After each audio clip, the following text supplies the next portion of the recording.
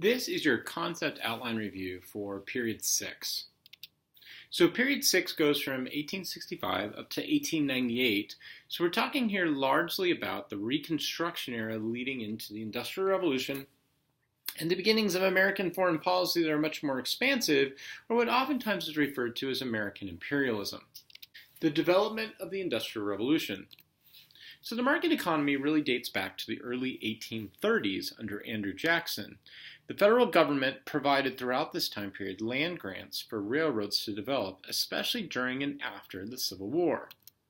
The Memorial Land Grant provided investments into building colleges for technology and training people in order to make sure America would become more of a scientific giant within the world.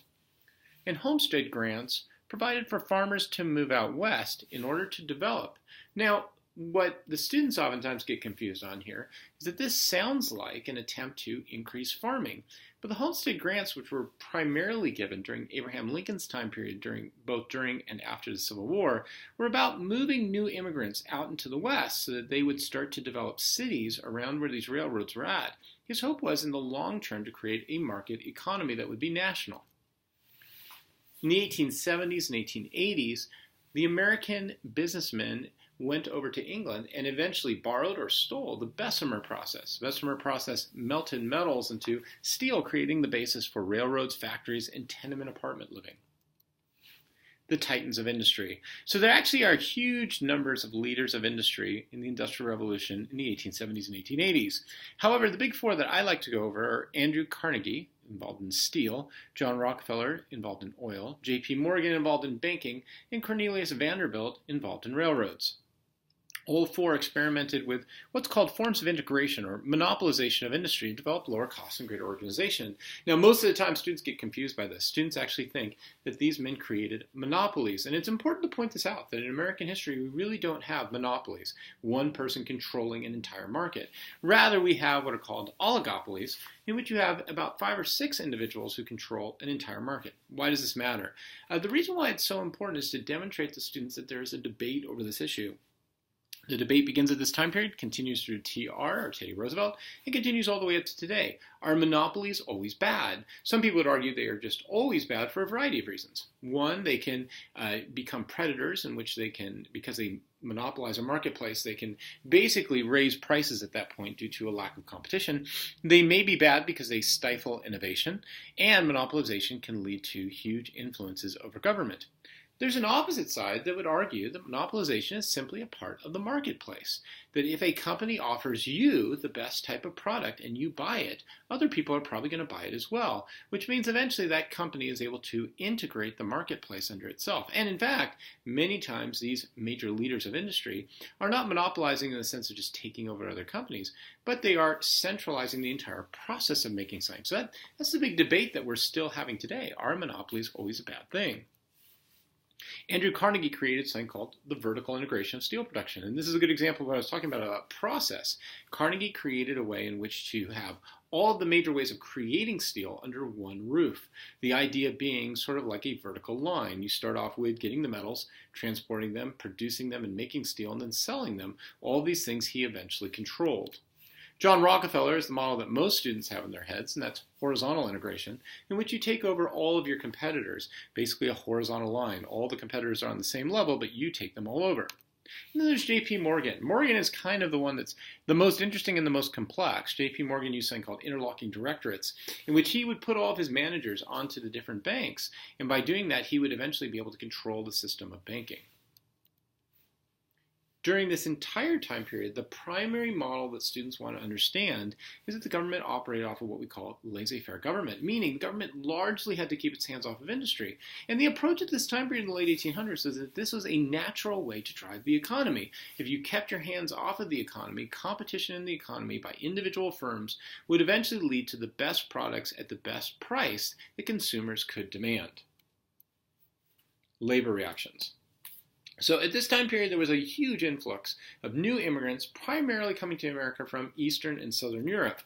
They largely came because in Eastern and Southern Europe at the time period, mechanized farming and the consolidation of farming land allowed for rich farmers in order to consolidate the most amount of land. So at this time period, while farming was in many ways creating competition in America and Great Britain, within Eastern and Southern Europe, it was actually causing consolidation of land, and then people were looking for new jobs elsewhere.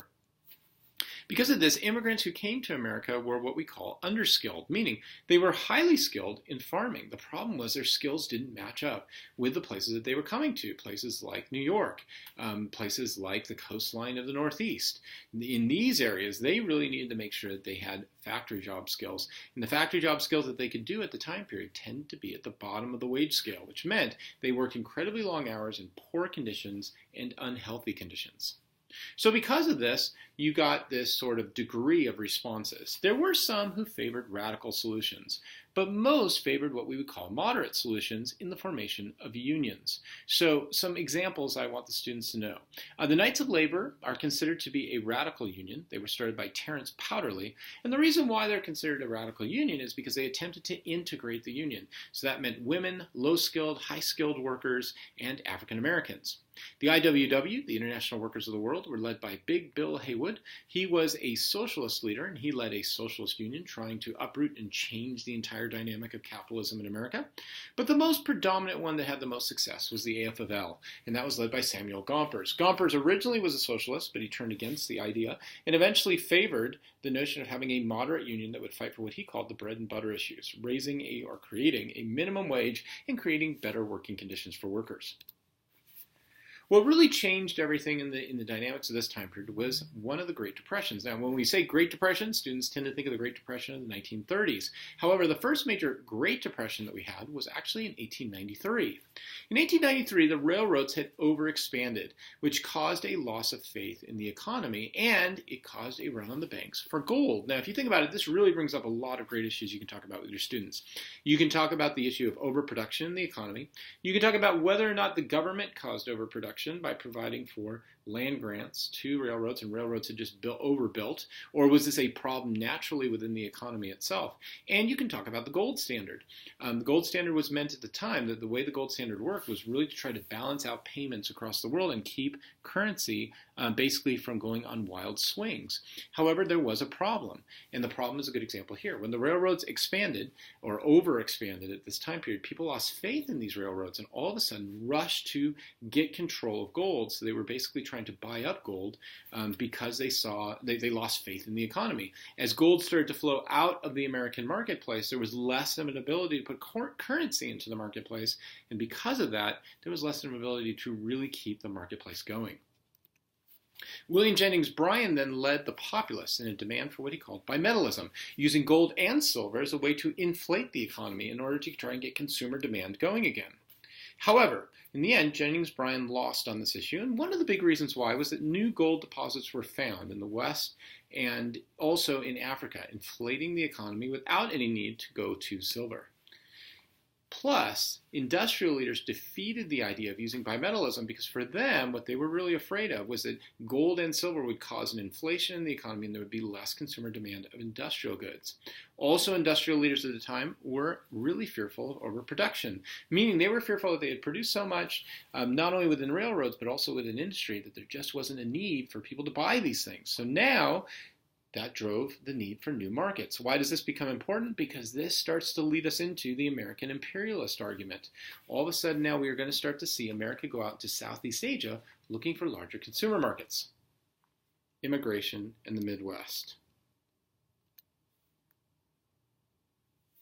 So at this time period we had an influx of new immigrants coming in from Southern and Eastern Europe, China, and Ireland. The government had provided massive incentives for the movement to the West for the settlement and development of cities. And at the time, one of the other big new immigrant groups to this were the Chinese, and they were coming out to the western side of the United States and California to build the Transcontinental Railroad. And the reason why this becomes so important is that this leads into an ethnic fight. So just as much as we've been talking about how the new immigrants who came in started to form up unions on the East Coast, one of the issues had to do with the Irish immigrants who moved out west in order to find jobs. By the time they got out to California, the Irish immigrants believed the Chinese had stolen their jobs. And this led to, within California, a massive attack on Chinese communities. In fact, there were riots in Chinese communities where the Irish would go through and kill Chinese people at night. Eventually, they were able to form behind a man named Dennis Kearney, and Dennis Kearney was able to lead a movement that would eventually pass a law in California called the Chinese Exclusion Act. Now, some reform movements of the time. At the time period, the real big question coming out of all these issues with immigrants, with the issue of the Chinese-Irish fight, with the issue of the expansion of the market was, how do we explain poverty and how do we try to solve this issue? One side that the students need to know about is the rising scientific racism of the time period and the eugenics movement. The argument here that was being made was that the difference between groups was based upon biological inheritances, and this was made off of Charles Darwin's argument that comes out of the early 1850s. This was then transported into this notion of the eugenics movement, that this was due to inherited traits. Social Darwinism, which is an expansion upon Darwinism, was a belief that poverty was due to these inherited traits and the issue of race. This then leads into a very similar belief that's not necessarily exactly the same, but oftentimes overlapped, called the gospel of wealth, which stressed that individual competition was due to inherited traits and due to individual motivation. And really what was demanded of people was that once they became extremely wealthy, they were supposed to give back through private charity, but allow the marketplace itself to take over and work. Now, the gospel of wealth oftentimes does get overlapped with the notion of social Darwinism. John Rockefeller is a good example of this. Andrew Carnegie is a good example of this. These men believed that they had achieved their wealth through their inherited traits, and then they would give back in philanthropy in order to find people on the poorer scale who might be able to do the same thing.